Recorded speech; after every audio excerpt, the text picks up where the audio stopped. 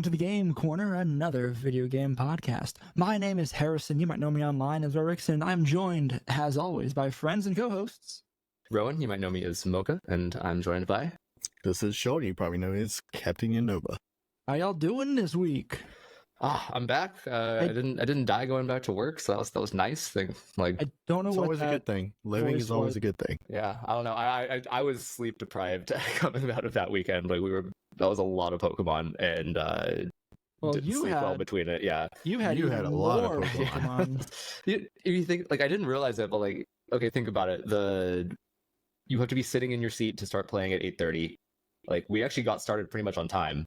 And so like 8:45 or 9ish. Yeah, I guess we did, didn't we? Yeah, I hadn't realized that. And then when did we get out of there? Like 6? It was early, and yeah, I'd say early, around but like 7. we were still ready to go to dinner. So Yeah. like, Yeah, 9 to 6. That is 9 hours of Pokemon. And then the following day, I was sitting down at 7:50, and I played until like 3 or 4. That's So like another full, like 2 full work days of playing Pokemon, which. Yep. I had a lot of fun, but yeah, I was It just turns into work at that point. It does. Yeah. So in case y'all didn't see, we posted I called it a bonus episode. I think I actually called it episode 0.5, yeah. 80.5. This is episode 81. But yeah, 80.5, it's me and Rowan in the convention center talking about Rowan's run to 10th place in the Orlando Regional, which was absolutely wild. Yeah, that was crazy. I'm still kind of basking on that in that, but it's also already time to move on. I had ignored Reg G purposefully to prepare and like to just be like fully immersed in F, and I'm glad I did. I guess it paid off. It paid off. But yeah, but now there's already a new format. That team is I love it, but I gotta retire it now. Like, yeah, that's a fair point. And honestly, I'm sitting here thinking, well, when does Reg G start? End of the month or beginning of the next month. Yeah, That's true. Yes. May. Yes, it's always the new format's always announced at the beginning of the month before it starts. So May 1st. So the first. So there's a couple locals that I might try and do. Yes, then. so that's actually true. If you want to go to any locals this month, Reg F is not over for you. Yeah, which is, I don't know how I feel about that. We'll see. Take my team. I was tempted to. I was about to say, like, I should take your team. And then you can just tell me how to play it, or I can have a little. Well, as it turns out, I wrote a massive team report on it, so you can just read that. You said you're gonna read that. Yeah, it's actually I put it, so in addition to the like combined like 16 hours of Pokemon, I was Pierre's flight was 3-4 hours earlier than mine. So is that how you spent that time at the airport? Yeah, so I had Harrison gave us both a ride to the airport, and so I just sat at the airport. Intoxicated myself a little bit and turned my rough notes into a pretty polished team report, and I published that I think yesterday. How did I not see? Wait, did you? Yeah, I just put it on Twitter, but yeah, it's a full Google Doc with everything. Like, How did I not see that? I would say check out my Twitter. Go to go click on that Google Doc and read it up. I'm actually like really happy with that one. It is genuinely the notes I used to prepare. It's just nicely formatted now. Oh, you did. And I also added just a rundown of every round, because I actually took pretty good notes during it too. Though that was something that I only have started doing recently, but like my in-game notes have gotten pretty detailed to the point that I was able to like give a summary of everything that happened in each round. Okay, so this is, I don't want to do this right now for this ep, unless we completely want to pivot. But I want to at some point talk about note taking during tournaments as Absolutely. an episode. Yeah, I have thoughts on that, because I've played with pre open team sheet. Like, notes had to be super detailed because you were like, writing down every move they had, right? But now with the advent of open sheets, like, you can in theory get away without any notes, and if you have a good memory, I think that's totally fine. But I have noticed a noted improvement in my results since I started at least taking down what mons they bring, which ones they terra, speed interactions, things like that have really helped me. So I'd love to talk about that at some point. Yeah, I feel like I've been taking pretty much the same style of notes the whole year and a half I've been doing regionals, or season and a half at this point, right? And I feel like it's I I know I could do better in different notes. I just don't know what that is. So look forward to that for an episode. Something like you don't hear people talk about much either. No, that's the thing. I like everyone has their own style. I think there's something, and there is no objectively right way to do it, right? Like, no, if you have a godly memory, then you don't need anything. But I certainly. But there's no one that talks about it either. Like that's something just people don't talk about is taking notes during a tournament and like what you should be writing down and what's. Because there is a healthy balance, right? If you're constantly scribbling down everything, you might not be paying attention. Like you can miss something that's happening on your screen because you're looking at your notebook. Yeah, because it's not Showdown. You can't see the chat log and see what happened. And that really is it. I think I get very used to Showdown's cheating-ish. So that's like I can list like, oh, do I have the faster fake out? I don't know. Let me like look back at turn 2 and see what that interaction was, or see when the intimidates went down, or like was this booster speed or special attack? I don't know. Like let me just look at what it said. You can't do that, and it doesn't even show you in the game screen. So there's no stat like on the stats page. It doesn't say like, hey, it's boosted special attack. It doesn't count as a stage, right? Like it's different. Yeah, to see it when it pops up. Yeah, I that caught me at least once in this past weekend. Same thing. I was like, oh, I looked at the screen. I looked at the team sheet. I saw booster energy. I didn't pay attention to what when I came out of the ball. And you can ask your opponent, and if they're nice, they'll tell you because that's information you technically should have, but they don't have to. And I wouldn't blame my opponent. I wouldn't blame my opponent for not. It's like you take every advantage you can get. Like Have you done that at all? Like talk to your opponent? Yeah, and they were nice enough and told me. It was obvious it should have been. This was a while ago. I think it was like Knoxville last year or something. Oh, really? Okay. Yeah, but I was saying you don't have to, but is it okay? And maybe in retrospect, that might not have been a nice move on my part because I feel like I'm still pressuring them too. But yeah, I guess I can see that. It's a little rough. I don't know. Sometimes you gotta try. Because it's in their ball to say, they can say no. Exactly. Yeah. So, you're playing to win, but yeah, it is what it is. Honestly, the game should just give you that information. Like if it gives me stat changes and field effects, then I don't see why I shouldn't be able to see booster 2. I think it's more the boost. We're seeing now. There's a story that apparently the way booster energy works is just the result of basically not even lazy coding. Like they were unable to achieve the effect. I'll have to find this post. Their photosynthesis and quark drive were supposed to work differently originally, and they were unable to code it properly. So they were just like, whatever, give it an item and make it a one-time effect. Wait, I had not seen this. So if you can find that during this app, I'll have to look this up. But apparently this booster energy as a concept is the product of them not knowing how to code it properly. Yeah, I love this. Good grief. But yeah, when it like during matches during a tournament, I zero in like my opponent doesn't exist. I'm just looking at my Switch screen and it's like you're playing on the ladder or something. Yeah, the few times like during Orlando, when like I would look at my opponent and I would see them either like looking up at me and they'd be like the awkward like eye contact and it's like never mind, like look away or something. Like that was the interaction, right? It's really funny. And on that same note, it's really funny to see different people with different like amounts of emotiveness when it comes to like what's going on.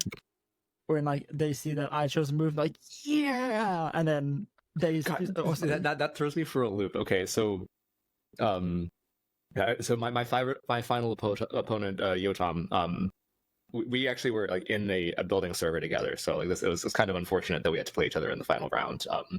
And he has like he does the thing where people nod, like when they see a move, and that means something different for everyone. And for him, it was like it didn't. I think it was just his like his tick, I guess, because it didn't matter. Like it was just like him processing the information. Sometimes I see the nod and I was like, oh no, he read me. I was like, no, I got the protect right. Yeah, it's just like yes, okay, he did that thing. Acknowledge, yep. Yeah, exactly. But some people nod when they're like, oh yeah, I read your soul, and then the move comes out. I always like that like interaction of like playing in person against people because like you can see them watching you sometimes. Yep. And it's like, oh, are you watching my fingers press? So I'm just gonna act like I'm pressing buttons that I'm not sometimes. That's why everyone does the like like click around because like you can't. I just have a pro controller under the table. This is a non-issue. Come on. No, I like it though because like especially like with Terra, so like you hit the like right bumper or something it makes for such it. A difference. So I'll like if I see them, I'll be like, I haven't teared yet. I'll be like a big exaggerated, like, yep.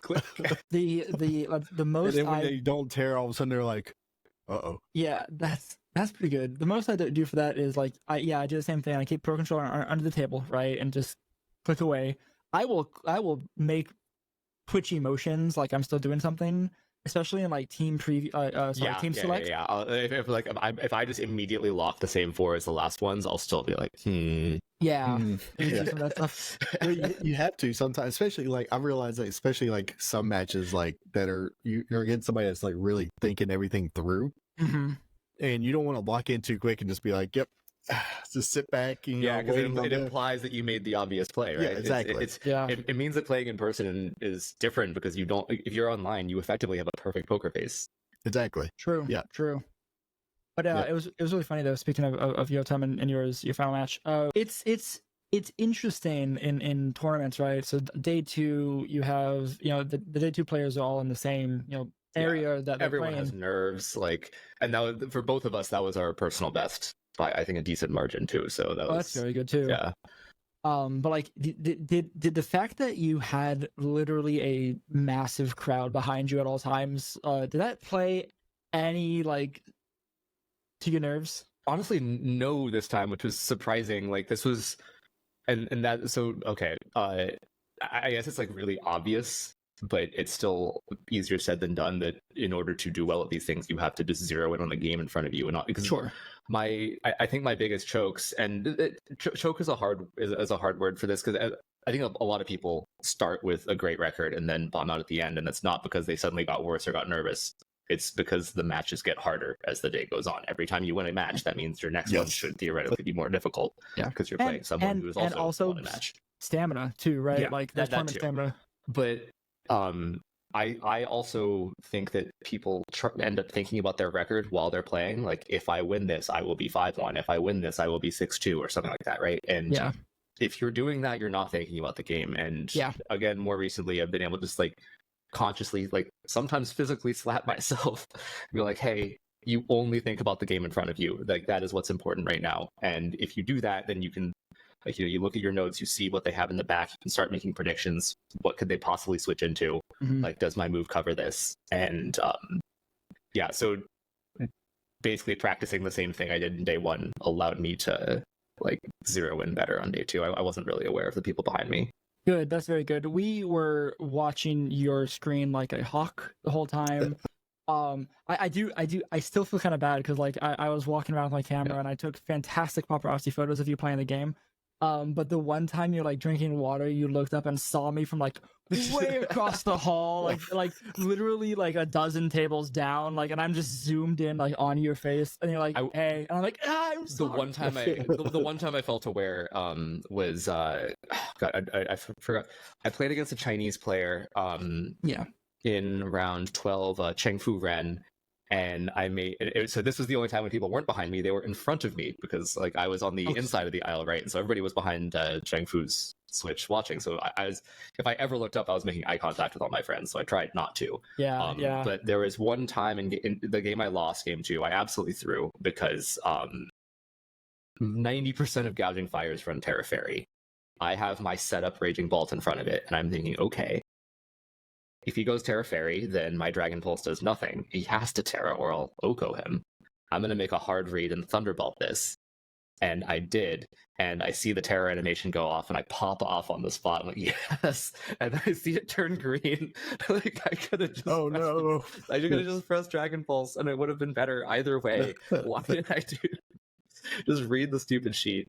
And but yeah, I think that's more nerves than the audience. But at the time, I like look at the like Toller is watching this too, and I was just like, oh god, like someone I actually look up to there is just sees me make such a massive blunder. So sure. Yeah, but I was gonna say. Yeah, I lost the train of thought entirely. I don't know. So it was that reading the team sheet. People don't read team sheets as closely as they should because you genuinely don't have the time to. I think like day 2 is a little better because actually they post you see your opponent's team sheet on Arcanine. as soon as rounds go up. So if you actually finish your round early and you get to be sitting at your table, as opposed to an opponent who plays up to the timer and has to run to the bathroom and then run right back, you actually have a bit of an advantage. Do you have experience with that? Yes, which I did. I mean, I also chug a bottle of water every round, so thank you for watching all my things every round. But like, I was actually pulling out my phone in front of the urinal, like desperately looking up so I could like start looking at their team sheet. Like, that's actually a fair point beforehand, though. Yeah, because I know they're doing that to me. Sure. But in general, like, you only have 60 seconds to process everything on their team sheet and then make your picks too. Like, yeah. If it's not a matchup you've explicitly prepared for, then that's kind of hard, and so you miss things. And so my round 13 against Pengy against Stefan Mott, like, he missed. Thankfully, I'm very happy about this, but he missed that I had Thunderbolt instead of Thunderclap on Bolt, and those words look really similar. I don't blame him. He probably could have like glanced at it and like and thunder. Exactly. Yeah. So the same amount of letters, even, right? Like, yeah. So good point. Yeah. So and I was able to. So he protected him on and clicked Sing on Clefairy, I assume, saying that was the only move that did something without the partner. And then I just doubled the Clefairy, and he's like, "Wait a second! Oh, and there's a fantastic. I won't share it because I don't think we got permission to actually take that picture, but I do have a picture of them being like, "Oh no!" It's a picture of you. It's a picture of you playing. It's a picture of the back of my head. I might ask him to see if it's okay, but I won't share that without permission. But yeah, it was.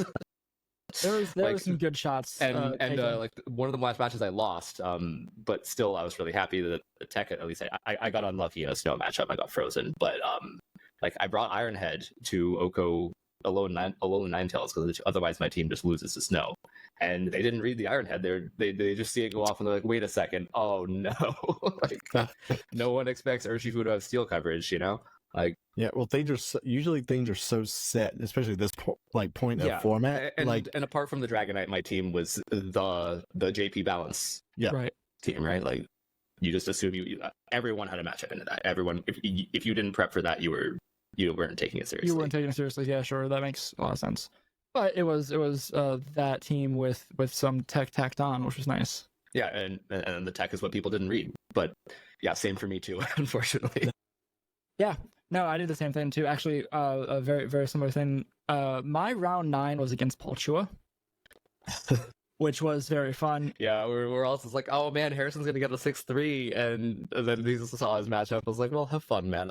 Yeah, it was. Did you have fun today? Yeah, it was still fun, and it was like Paul and I talked briefly right before the match because we sat down pretty early. But I did not read his team sheet. I thought he had to set up a Raging Bolt because I saw Raging Bolt and Protect, and I was like, oh, cool, great. And then I I know what to do with this. I taunted his Raging Bolt, and then it just proceeded to wreck me. I forget what the third move was that wasn't Calm Mind. But I was like, oh, I just wasted taunting you for no reason, basically. So I'm have the win, right?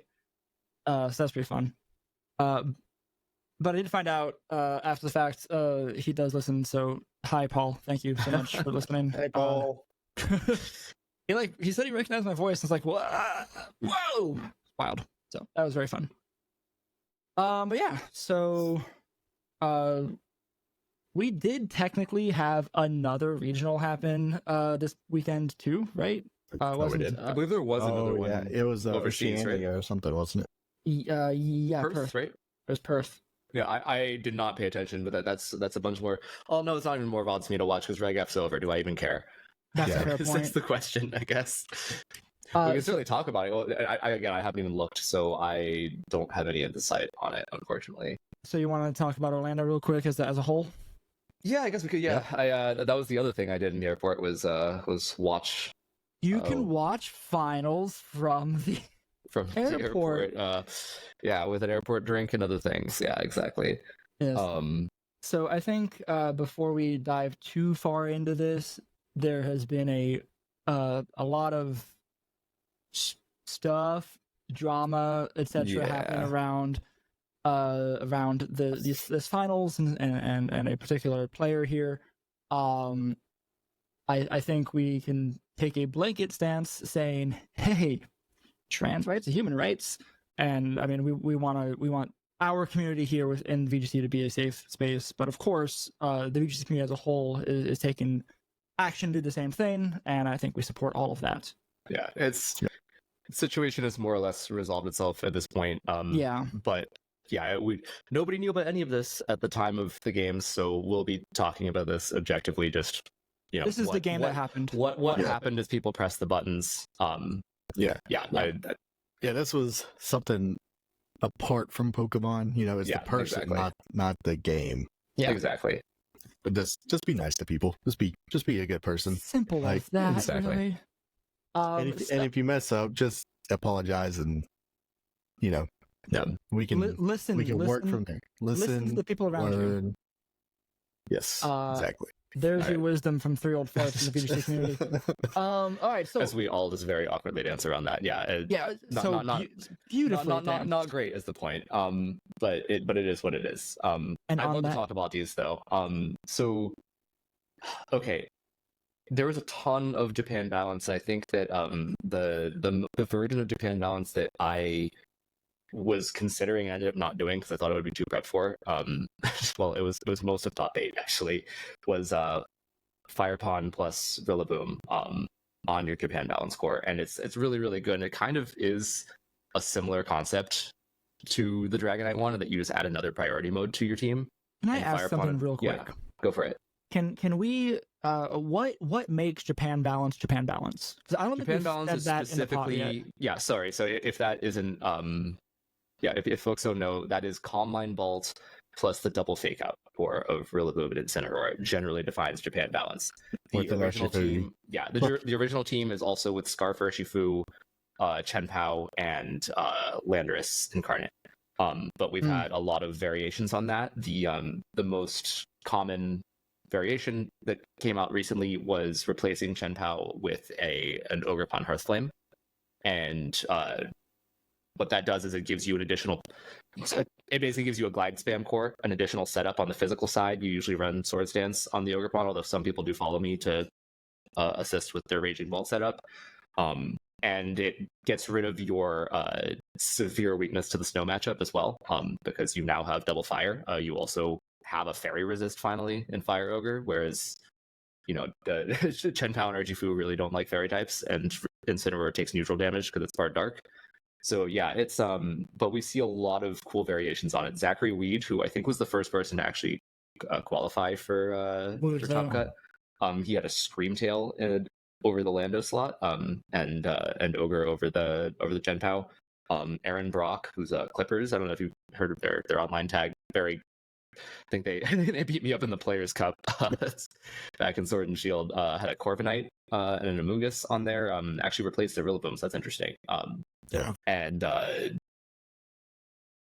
and then even interestingly, the second place, Neil had actually he had almost exactly the same as this, but he had a Mystic Water Urshifu on there, which is not usual. But still with a defensive Terra type, so you don't immediately die to Bolt. But yeah, this was the core to beat. This is it is the overpowered thing that everybody was playing around. Everybody knows it's there, but it's so strong that you still, even if you have a matchup, you might still lose to it if they outplay you. He also had the focus energy over a Swords Dance. Yes, which is the other thing, because this team has a really hard time with Dozo, believe it or not. Because it doesn't how do you have break to. through it? Right, well, it doesn't have to, right? Because you do have Chenpao and you do have Rillaboom. So if you're talking about your standard bulky Dondozo that has Terra Grass or Dragon, or then it's amazing because you have Sword of Ruin, you have Sacred Sword, and you can pin it between a Woodhammer from your Rillaboom or an Icicle Crash from your Chenpao, depending on if they stay Water or they go Grass or Dragon. Mm-hmm. But what people were trying to go back to, what Choppa played, Choppa's Dondozo team from really early in the format from Portland Regionals, was a speedy, jolly Dondozo with a Rocky Helmet and Terra Fairy, which means you don't get that type pinning. Yeah. And if your Chenpao is running Adamant, which mine was, it's greedy, but like you really want that damage, then then that Dondozo actually outspeeds Chenpao. Really? Which you don't normally think about that, but yeah. And it breaks its sash with the Rocky helmet, so it's pretty difficult to break it. In fact, like my team hard loses to that. I just accepted that as a losing matchup because I just figured people wouldn't bring a early meta team to max speed Dondozo. Well, I mean, sure. That is how I'd play Dozo, but yeah, I figured like that was a team from the beginning of the format. No one's bringing it to the final regional of the format, but someone did actually. Someone got pretty far with that and barely miscut, I think. But yeah, so the focus energy just like you're gonna crit it, and you can priority grassy light it too with that. So right. Yep. Huh. Interesting. But yeah. So the other thing that stands out here as very well, I guess there's 3 teams that are very clearly not based off of Japan balance. Even Wolf isn't quite Japan balance, but there is an expanding horse. Yes, Justin Carrison's team was very cool. Yes, that looks very fun. I only saw part of his match in the last of his match against, I think, was it Neil? No. Yes. So I only saw what Iron Crown tap the ground a couple times. But I didn't see Regidrago do anything. Was it on stream? I didn't get to watch that match, unfortunately. Okay. He brought it, and how many times was he on stream? I don't remember. I remember seeing that Regidrago though. So okay, yeah, just interesting to see. Like that's a really cool team. That's an archetype that I know there was a lot of contention almost around. Like, is it going to be good? Yeah, no, it's actually very cool because the idea is that you have a really cool pin between Regidrago and Iron Crown. I've seen people do this with Goldango over Iron Crown as well, but if you lead Drago, if they don't have any fairies, you're in a fantastic spot because you just get Tailwind plus Dragon Energy.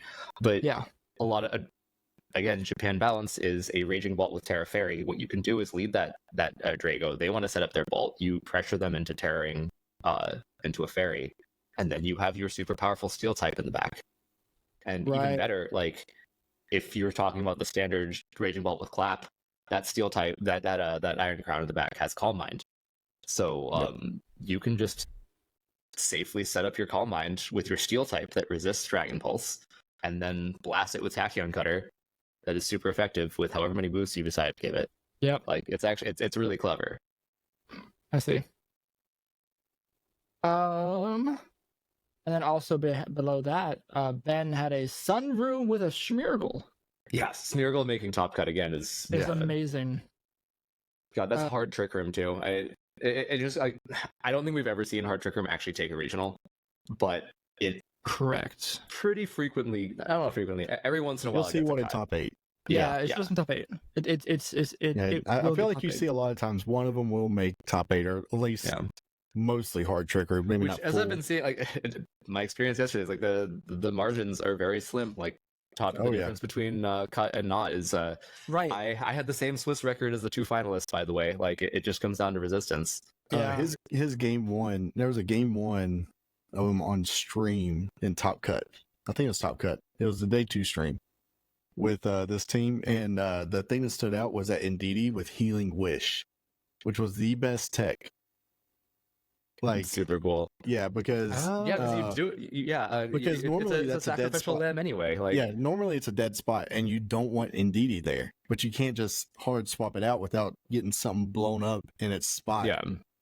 So you have I can't remember what. I think they had an Amoonguss and they let Amoonguss and Incineroar super passive, so the Hatterene is super safe. Mm. You can't spore it, so the Indeedee just offs itself, unalives itself there, and just there's nothing there. Like you can't stop Trick Room in that spot, and then you get a Choice Specs Torkoal on the field for free, right? As soon as Trick Room goes up, like it was just such a good tech for that, and like I wouldn't think to run Healing Wish on my Indeedee to. It sounds like it's not even for the healing. It's just to give yourself a free switch in. Exactly. That's what it is. It gives it a pivot move. Yeah, I mean, you lose your Indeedee, but very extreme pivot. Permanent pivot. So it's interesting here, and we can continue to talk about some of these teams as we see them, because there's a freaking Scream Tail in on top 60. Yeah. But we are at the end of Reich F, right? We have a very prominent single archetype that kind of dominated top 8, and was, if we scroll down, we're going to see a lot more of it. That everyone knows about, right? JP Balance. But what's cool is we're seeing a lot of these small tech changes, right? Like you had yours in your team. We're talking about the tech we're seeing here, even on a very well-known archetype, Sunroom. Now you have this cool like thing someone thought of and like, hey, I'm gonna bring to the final regional.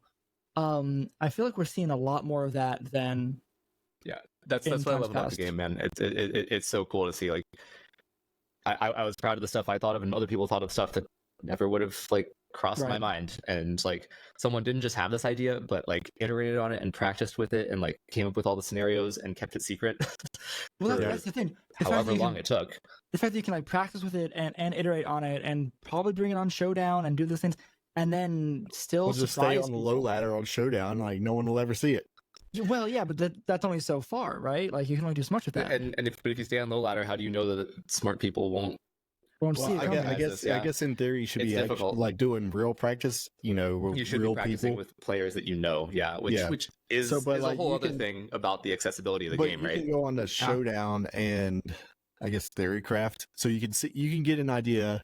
Even on low ladder, it's like, oh, okay, this is a concept that works. Let me. Yeah. My experience has been that you can kind of hover around mid ladder and be fine. Like once you're in like 1500s ish S3, people are good. They're good enough. Like they're not gonna fake out on the second turn. They're not gonna parting shot your Clamon. Like they know what they're doing. They might not make Galaxy Brain reads, but they're playing the game.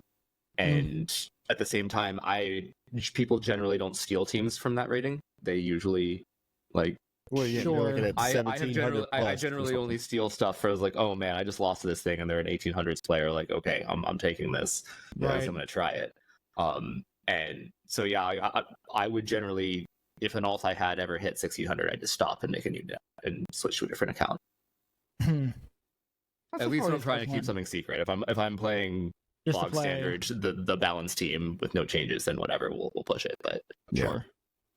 Interesting. Yeah, I think that is super cool. What else want to talk about? I guess finals. So a good finals set. It was a really good finals set. Unfortunately, I think that was just, you see the difference that experience makes. You're talking about pressure, the difference that being used to being under pressure makes. I honestly think that like in a vacuum, if that was on Showdown and both players were comfortable and in their PJs and drinking a cup of hot cocoa, it goes the other way. That match was 100% that Wolfe was the more seasoned competitor and does not buckle under pressure and realizes this is my out. I might not get it, but I have to go for it, and he does. Yeah, and I mean, it was the equivalent of a misclick. Yeah, it was. Like, so it's for anyone who didn't watch, Neil, the player who lost there, clicked Stellar Terra on his Chen Pao during its mandatory sleep turn. So even if you did want to Stellar Terra your Pao, is sleeping. You wait a turn. Yeah, and on top of that, he had a Terra Poison Urshifu, and he lost it to a Sludge Bomb from Amoonguss. So if you just click Terra on the other Mon, then probably win that game, and he'd already won game 1. He would be the Orlando champion had he just clicked R one turn later. Depending on how much damage the Amoonguss does resisted to it, which I mean it's probably very little. He also got 2 one-turn sleeps. Yeah, well, that was game 3, and it didn't matter, right? He still lost despite that. Right. And he played, and that one he played to his out and zeroed in, but it didn't matter. No, I'm talking about if he had Terra to correct, if he didn't blow his Terra on the. Because that endgame should have been a Terra Poison Urshifu against the Amoonguss with Sludge Bomb. Yeah. And so maybe with some bad sleep turns he'd still lose it. But so that's what I'm saying. Maybe like there was still like just RNG. Yeah. The point is, regardless, it was an objective blunder, right? He had an out, and he flat out missed it, and that's just like, I can't say that I wouldn't make the same mistake in that spot. Like it's a lot of pressure right there. Like you're in the finals. You're asking if I felt pressure from just my friends being behind me, but I'm still at a standard regional table. If I'm like sitting in the chair on stage, there's a massive audience to my left, and I know it's being broadcast to several thousand people live. That was lots of pressure. And you're against like the goat of freaking Pokemon, the best player to ever live. Like, I'm sorry, Ray Rizzo's amazing. I don't think there's like. No, at this point, how many regionals? This was number 9. This is the ninth regional. That doesn't include multiple international wins and a Players Cup and a World Championship. Like, crazy. The World Champion difference. No, the thing is like watching the finals. It was super exciting, and there are times kind of throughout the whole all 3 games where it's like you can see it kind of going back and forth between the two, but looking back on it, like after the fact and knowing how it plays out, you really see that Wolfe is thinking so far in advance. It really has a lot of control over the game, and just like you said, he's a seasoned player. He's the goat of Pokemon, like whatever. All this is so true, and it really shows, right? Like if you're watching his games, it really shows that he is able to see things that the average player cannot, right? Whatever it's his avenue to success, playing what it is, or the reads he can make. It was wild to me to watch. Yeah, and that's like a dynamic you don't get in VGC in this like kind of sport a lot that you see in like other sports. It's just that I guess like you're talking about the pressure, just that crumble. You don't normally see that in VGC. You don't, because it's a slower pace, so you have time to think. Even if you're very nervous, you still have the full 30 seconds on the clock, exactly. right? So there is enough time if you're not just rushing to put in your inputs to sit there and like take in like, okay, this is the correct move. Yeah. You have but in this case, it's a 21-year-old who's never been in a finals before versus someone who has been in countless finals. Like Wolfe has also come in second in a bunch of these finals too, right? A lot, right? Yeah, like he's been on that stage all the time. More times than you can, not more times than you can count, but quite a lot. Versus someone who's never done it before and is quite young. More times than the average. So you're 100% right. Like, but you just don't get to see that often in VGC. So that's I guess just an interesting thing for the sport. Yeah, I wholeheartedly agree. What else is there? I mean, honestly, I think the other thing too, right? So just to reiterate, every time we do these regional kind of breakdowns, we obviously don't script this beforehand. We each have Victory Road pulled up, and we're looking down and seeing what's interesting. And we suggest you do the same, right? Because it's a lot of cool things. Some people brought some wild stuff, man. Truly. Like, look at 10th place, right? Like, such a wild team that we see in that position. Wild. And then while we're shutting up, he did not respond. Rowan, where are you right now? I'm here. What's up? I was just... That's fine. That's okay. Sorry, I'm getting work messages right now. Okay, that's what it is. Because I was talking about you. And... Oh, sorry. Yeah, no, repeat it for me. I said, look at 10th place. It's such a wild team. Oh, yeah. It has the Indian flag, too, because of the Victory Road does World Cup, so they just took it from that. Yeah. But while we're shouting out friends, also number 107th was PA. Lost. He's sitting there. Congratulations on getting your, one of your goals for the season is to get on a Victory Road page. And there we are. With a 6-3. With a 6-3, 40 CP to your name, which he also realized that like he's gotten CP at most events he's been to, just not really gunning for Worlds. So and he ran Japan ballots. So basic. Oh man, this kid. Now just scroll through this out. You want to talk about not basic? Look at number 42. Okay, Travis Tyson. 42. Oh, beautiful. Yes, I actually saw that. Yeah, that's a day 2 team. Day 2. With what this, I'm trying to even think of the name of the Pokemon. The first one, Monkey Dory. That's what it is. So we have a Monkey Dory, a Hisuian Gudra, a Magmar, a Dragonite, a Melodic, and a Raikou. Not the long neck boy. No, the OG. I thought that was a mistake. So one of my other auto lose matchup is Archetype on Rain. Not auto lose. That one's a little better, but it's still very difficult. I have to face you with that. Yeah, it'd be fun. But I was looking at the usage stats for day 2 the night before and or on the morning of or something, and there were only 3 of them. So I was like, yes, thank God. Like my chances of running this are very high. But I was looking down at the rest of the usage stats, like, is that a Raikou? Is that a mistake? Did they mean to just add another Raging Bolt? Excuse me now. Wait, Raikou gets Scald? Yeah, it's one of which is wild because like it got it last gen, but everything got Scald last gen. Yeah. It is one of the only ones to keep Scald. And it's not even a water type. They had 2 of them on the team. They got Melodic. Yeah, Melodic, sure, but like Raikou gets Raikou with Terra Water and Scald is interesting. Yeah, that was a team that I think I might have made Worlds, like the Worlds of Gen 8. It was a Raikou with Scald and Life Orb, and it would Dynamax and set the rain with Scald. Yeah, it was wild. Yeah. Whoa, that's wild. Okay, I love that. See what I said? Yeah, of course. Just reading through the Victory Road page, it's a fun time. There's a Chestnut on here. Oh, Ashton Cox. Yeah, he was. Oh, there's also tweeting about that. A Metagross 46. Pretty exciting and different.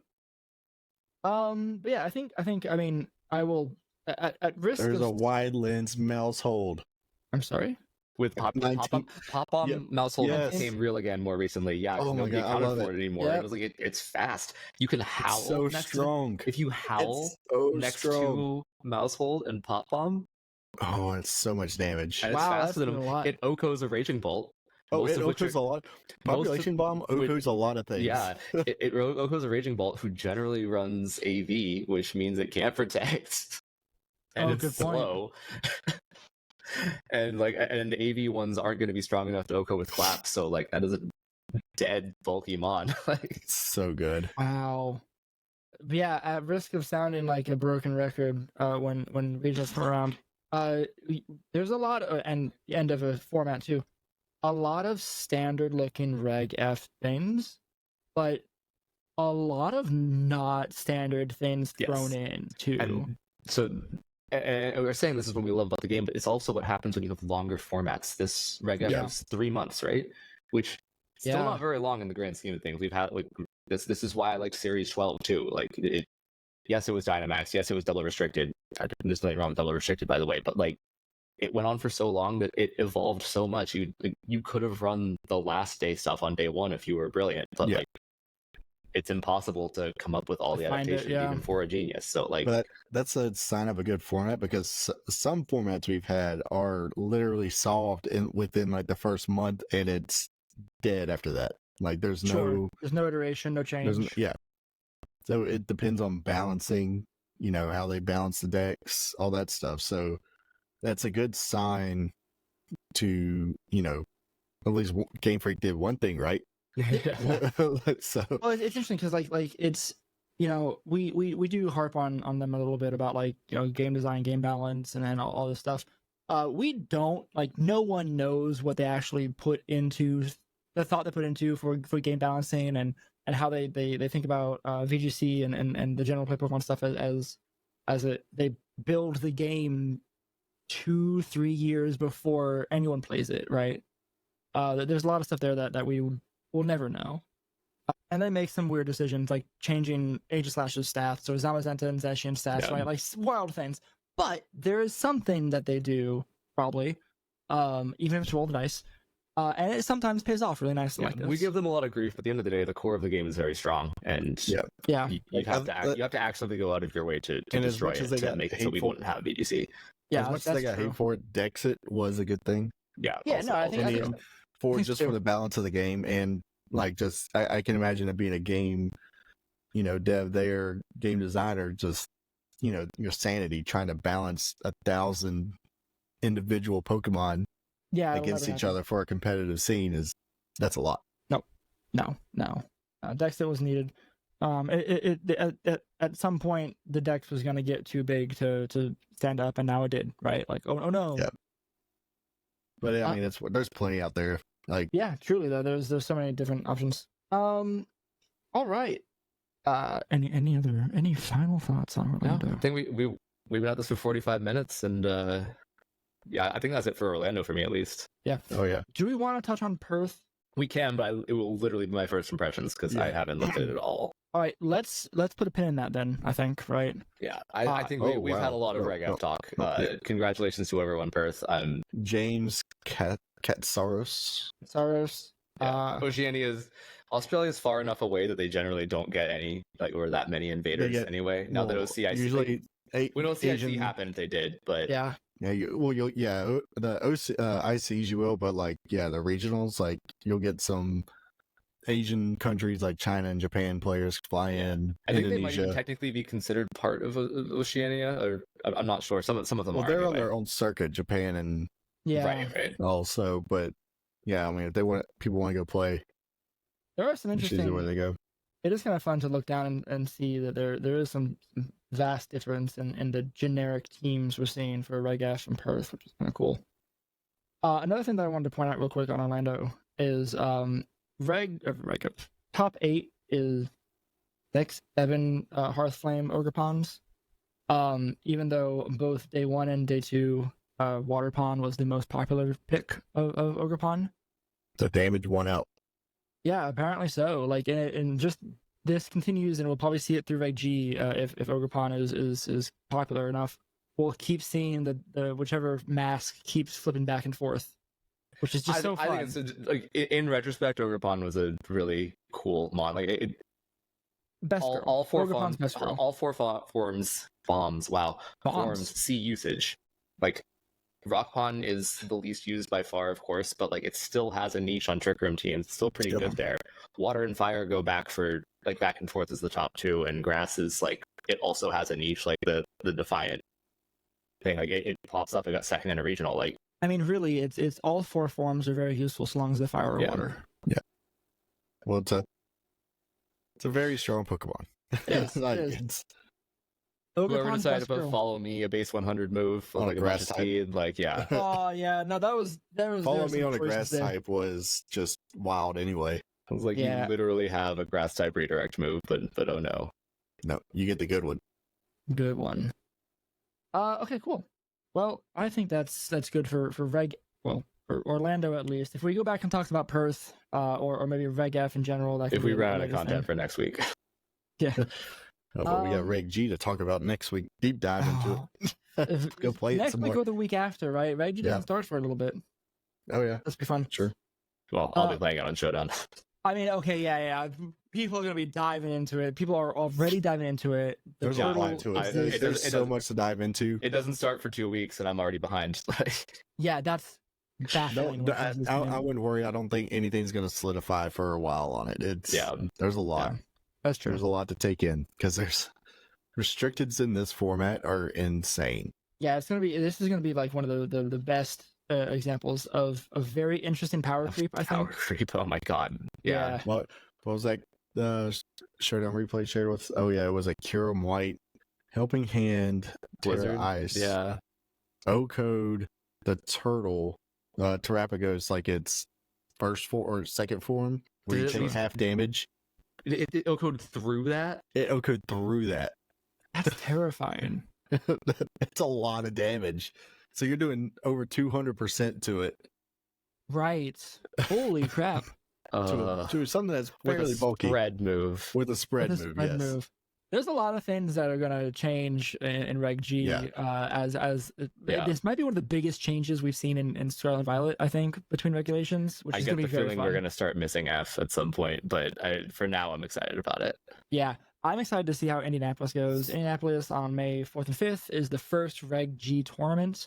Oh, it's as soon as the regulation opens. It's the first weekend of that, which is gonna be very fun. Yeah, we get to watch people are going to be we get to watch Los Angeles before NAIC. Okay, and the Carolina special event, I guess, on May 11th. I wonder what that's all about. Really? Yeah, special events are supposed to be regional tiers. It's on. Yeah, it is. It's on Victor Road and it's regional tier. Yeah. Where's it at? South Carolina. I might go to that. No, it's not. It's not the Carolinas. Oh wait, I can't read.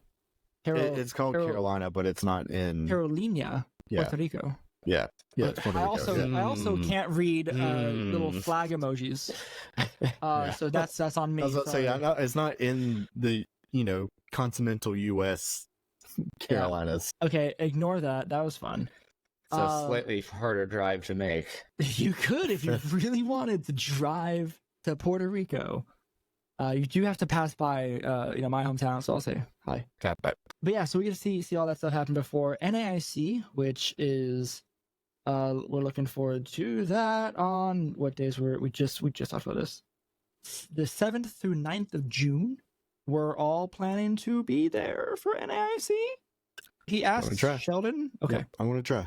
We're just starting to make plans of that in our Discord with Poke Sports and Bruno, everybody trying to make plans to see who's gonna go where and how we're gonna, lodge and whatnot. That'll be really fun. Looking forward to that. Next big thing we're all going to. And I don't have anything else on the Pokemon front. Do y'all? Nothing will be it. Have you all played any other video games? Because I haven't. Have you been alive long enough this week to play video games? Yeah, no. I have barely been conscious. We did 15 Pokemon. That's enough video games for a week. Right. Yeah. Exactly. We're working through Breaking Bad like a decade later, so I'm not. You've never watched Breaking Bad either? I hadn't until I've recently. Never watched We're on the second to last season now. We're most of the way through the second to last season. Yeah, that's not. I don't think I could do that. It's very stressful.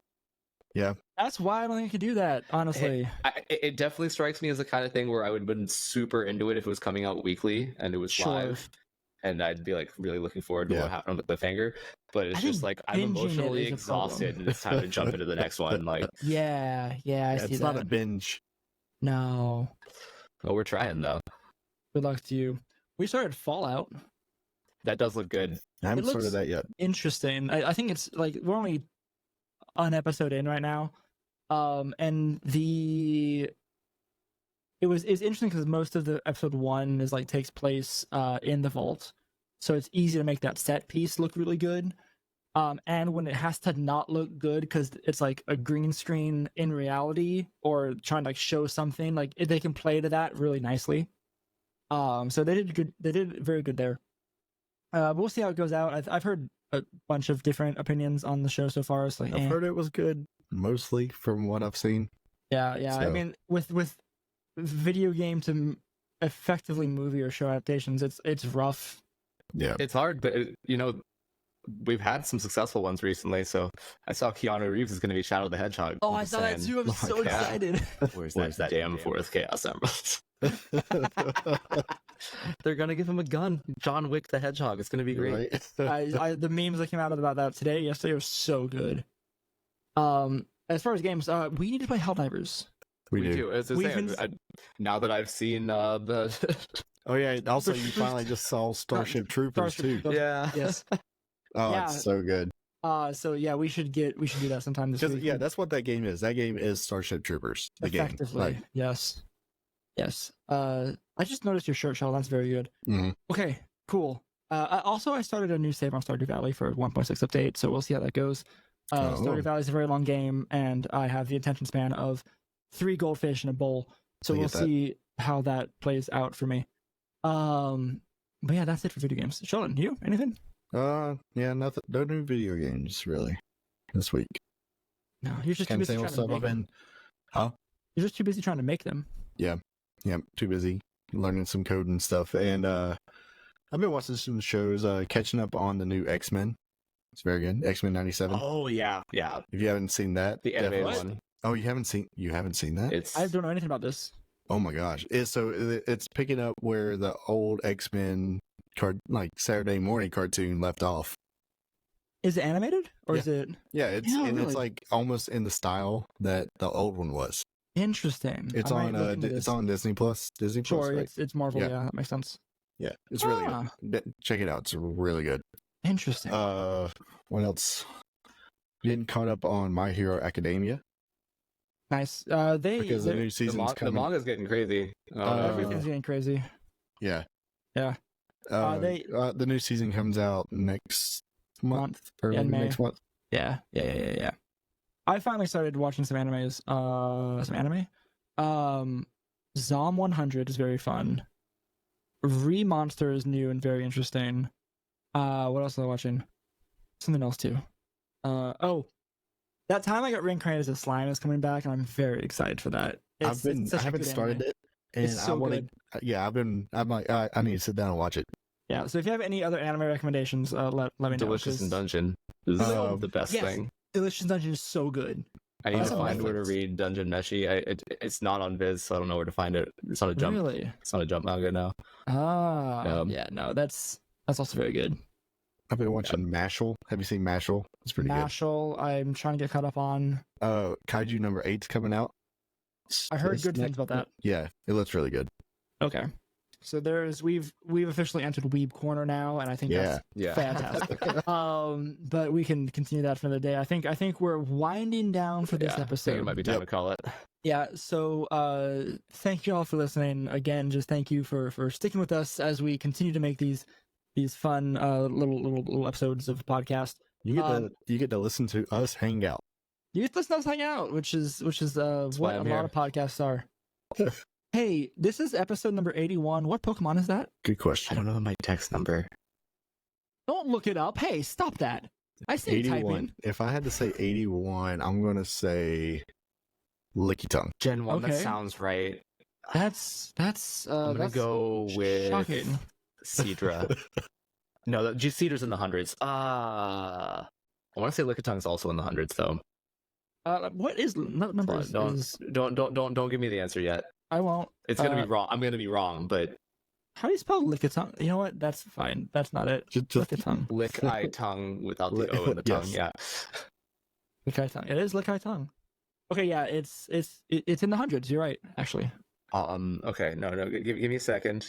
The 70 to 80 is awkward. It I know is. like the early numbers and I know the late numbers, but in the middle is like really weird. So I'll give you a hint. Okay. Okay. Number, let's see, 80. Are we talking about 80? Yeah, 80 is Slowbro. And what number are we asking about? 81. 81. Then okay, after Slowbro. Okay, I thought you're just giving me the evolution thing there. Okay. Well, it tells you that it's not the first stage or so whatever. Basic. I'm also so glad that Riverside will automatically edit out just empty spaces of no audio. That's so we can sit here all day and they'll never know. Okay, yeah, whatever. Horsey then, fine, is my guess. I think it's wrong, but Sheldon, final guess. Another guess. What's your first guess? I already forgot. No, I said Lickitung. Oh yeah, not that. Psyduck. Magnemite. Okay. Yeah, I understand. And we'll see if we remember that. Ask me next week. Yeah, we'll see. I've been putting them in the corner of the thumbnails as of late, just for fun. That's very cute. Oh, that's why there was a Slowbro on there. Oh, there you go. I saw that. He puts it all together. What I can do, what I did, is identify them by their cries, like the Game Boy. You can do that? Yeah. That's terrifying.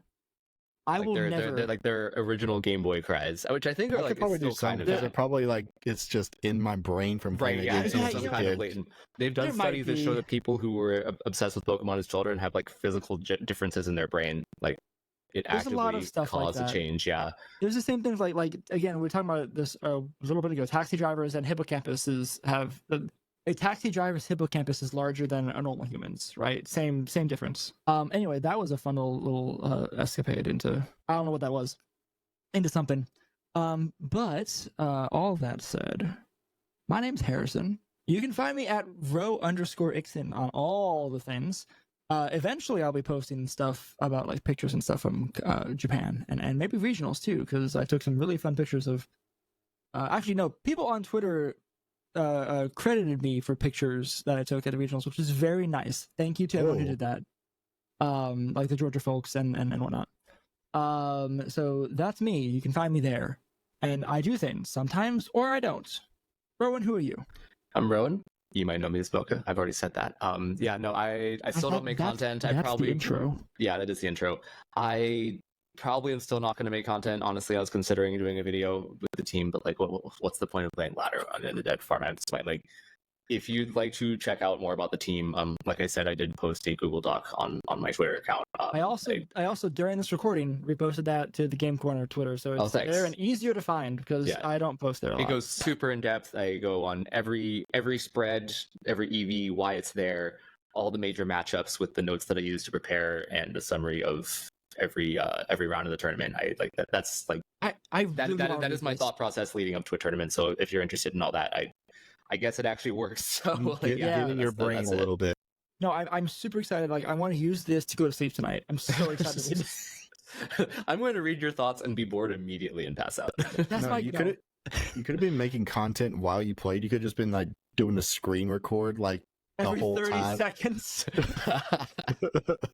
I thought about that. No, as soon as you get done doing your inputs, just hold the screen record. I should have done that. There was a specific matchup that I got to play twice where I took 0 damage to win, and I should have screen recorded that. And should have. Yeah, it was actually fantastic. But anyway, yeah. So that's me. Sheldon, who are you? I'm Captain Unova. Sheldon, whatever. And you can find me on the Twitter at Captain_Unova. Captain Unova everywhere else. And we do this little podcast. You can find me there on that thing. On this thing that they're watching right now. I know. Crazy. That's all I do right now. Yeah, it's fair. That's all any of us do.